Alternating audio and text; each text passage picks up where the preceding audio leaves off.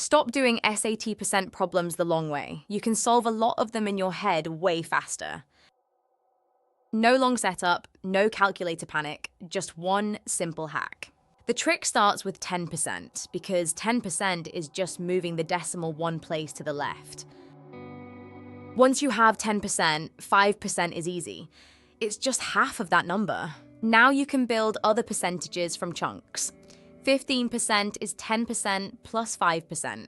Let's try 15% of 80. Start with 10% of 80, which is 8. Then find 5% by taking half of 8. That gives you 4.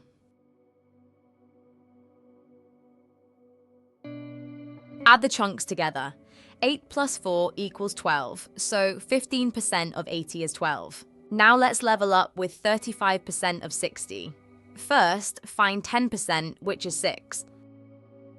If 10% is 6, then 30% is just 3 tens. That's 18. 5% is half of 6, so that's 3. Now combine the chunks.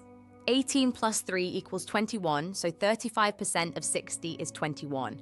This works on tons of SAT percent questions because you can build percentages like blocks in your head.